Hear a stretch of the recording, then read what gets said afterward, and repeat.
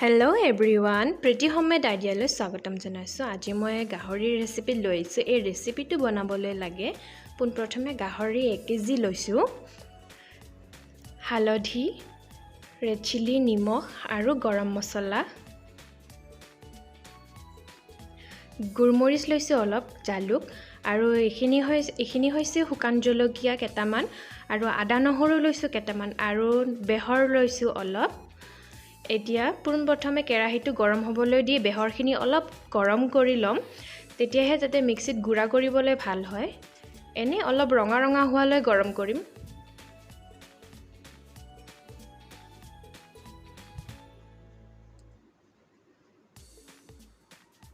বেছি ভাজি নিদিব, যাতে ৰঙা হয়, যাতে তিতা হৈ যায়, তেতিয়া খুব বেছি অলপমান ভাজিব। এতিয়া বেহৰখিনি গুড়ি কৰি লম, লগতে গুৰমৰিচখিনিও একেলগে গুড়ি কৰি লম। এয়া গুড়ি হৈ গ'ল।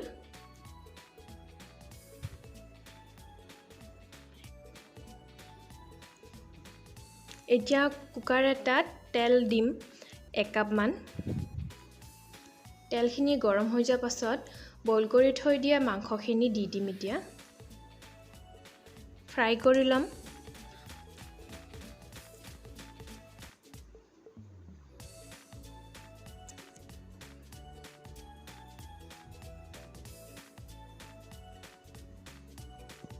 আপোনালোকে এইখিনি গৰম বইল নকৰাকেও বনাব পাৰে, কিন্তু মই অলপ বইল কৰি লৈছো, যেহেতু গাহৰিৰ ঠেং হয় সেইকাৰণে অলপ বইল কৰি লৈছো।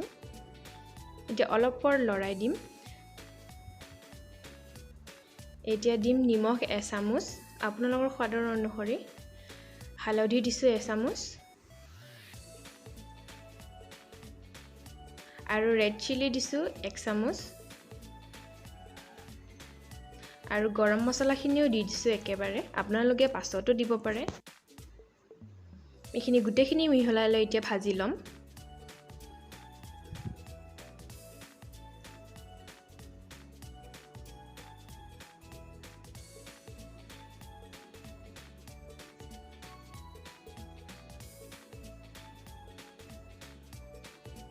এতিয়া 1 মিনিট সময়ৰ বাবে ঢাকনি লগাই দিম।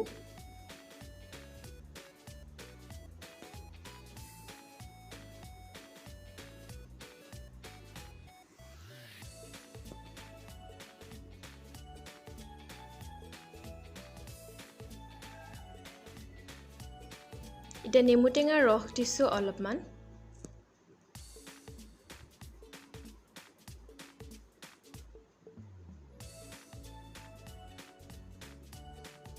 তাৰপাছত ডাঙৰ সাইজৰ পিয়াজ কাটি থৈ দিয়া দিছো, সৰু সৰুকে কাটি।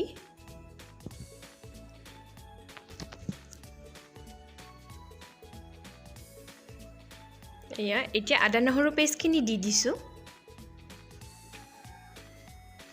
আৰু শুকান জলকীয়াখিনিও দি দিছো। গুড়ি কৰি ল'ব নালাগে, এইটো এনেকৈ ভাজিব লাগে।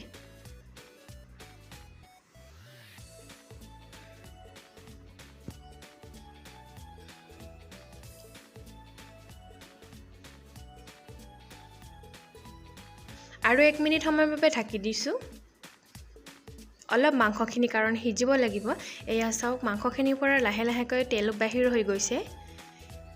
পিয়াজখিনি সিজালৈকে আমি ভাজি ল'ম।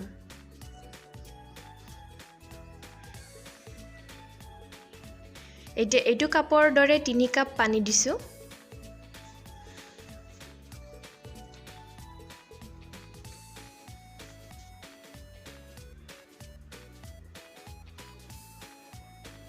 আৰু এতিয়া গুড়ি কৰি থৈ দিয়া গুৰমৰিচ আৰু বেহৰখিনি দি দিছো।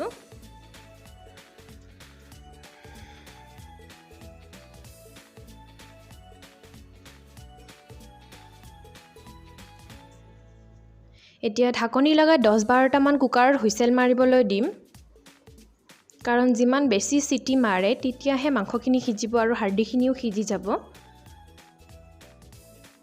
10-12টা মান চিটি হৈ যোৱাৰ পাছত এতিয়া ঢাকনি গুচাই চাই ল'ম। যদি পানীখিনি ভালকৈ শুকোৱা নাই তেনেহ'লে আৰু জুইটো মিডিয়াম ভলিউমত ৰাখি পানীখিনি শুকাবলৈ গোটা হ'বলৈ দিম। অলপ গোটা হোৱালৈ পানীখিনি অলপ সিজিবলৈ দিম মাংসখিনিও যাতে ভালকৈ সিজি যায় এয়া চাওক মাংসখিনি গোটা হৈ গ'ল একদম ধুনীয়া হৈ গৈছে এনেকৈ খাই বৰ ভাল লাগে আপোনালোকে এবাৰ ঘৰত বনাই চাব খাবলৈ সোৱাদো হয় কাৰণ অলপ অলপ জ্বালাও হয় জ্বালা হ'লেও খাবলৈ ভাল লাগে এয়া মোৰ মাংসখিনি খাবলৈ ৰেডি হৈ গৈছে আৰু ভিডিঅ'টো ভাল লাগিলে লাইক শ্বেয়াৰ সাবস্ক্ৰাইব কৰি দিব আৰু ভিডিঅ'টি সম্পূৰ্ণ চোৱাৰ বাবে ধন্যবাদ আৰু ভিডিঅ'টো চাই কেনেকৈ লাগিলে মোক কমেণ্টত জনাব এয়া চাওক গাহৰি ঠেঙৰ এইটো ৰেচিপি আপোনালোকে এবাৰ ঘৰত বনাই চাব খাব বৰ সোৱাদ হয় আৰু মাংস ফ্ৰাই কৰাতকৈ খাবলৈ টেষ্টি হয় তেনেহ'লে চাই ল'ব ভিডিঅ'টো চাই ভাল লাগিলে লাইক শ্বেয়াৰ সাবস্ক্ৰাইব কৰি দিব নাপাহৰিব